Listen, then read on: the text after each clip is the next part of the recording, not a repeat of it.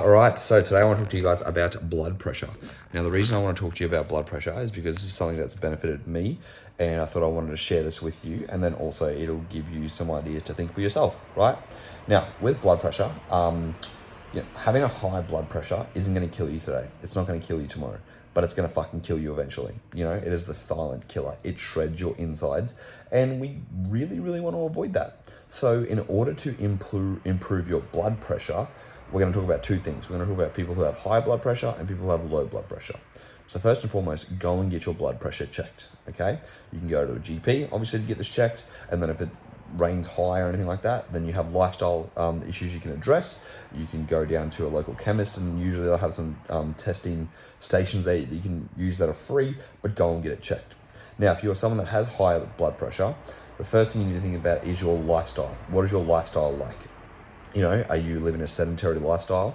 Are you overweight? Are you having high processed foods and high sodium? Changing those three things are going to be the biggest things that you can actually impact to lower your blood pressure, right? So if you're eating a lot of shitty food, a lot of high sodium foods, reduce your sodium intake.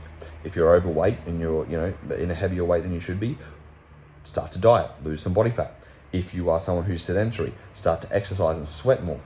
Because what this will do is when you sweat more, you will lose some sodium that's probably been sitting in your body that you don't need, and the sweat will actually help get rid of that. So there are three things that you can do from a lifestyle factor to actually reduce your overall blood pressure.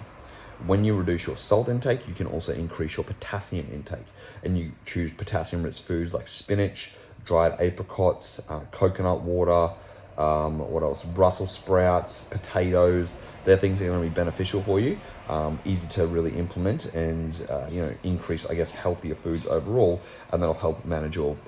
Also can help reduce your overall blood pressure.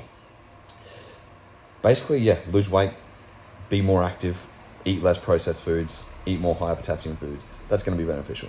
Now, for me, one thing that's really helps too is dandelion root tea. Okay, I have 2 dandelion root teas a day. That helps me excrete a little bit of extra water, and that has just helped me lower my blood pressure overall. So I've been quite thankful for that. So that's something you can actually implement for yourself to see if it works, right? But basically, you need to start addressing that ASAP, because if you don't, it's going to cause you issues in the long run. I'm telling you that right now. Like, it's not going to be beneficial for you. And again, like I said, it's a silent killer. So we need to get on top of this ASAP.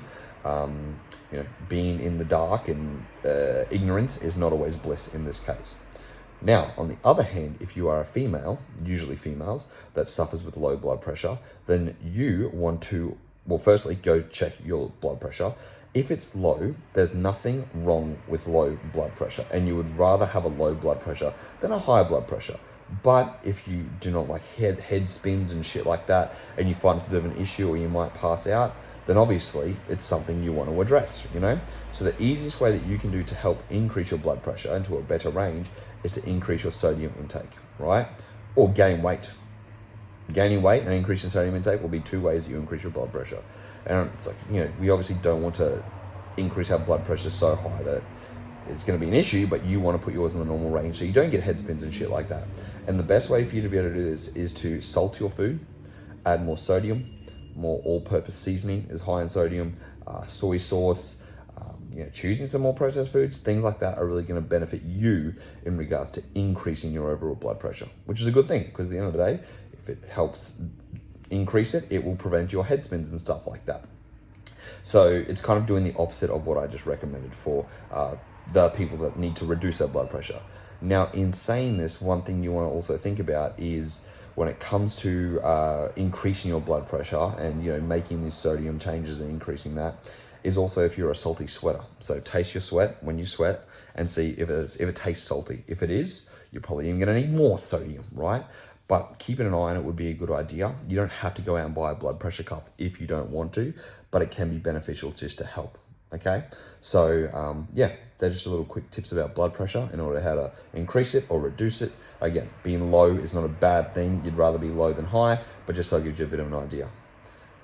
If you guys have any questions about blood pressure, you know where to find me on Instagram at tysonthetrainerr with 2 R's, and I'll speak to you next time.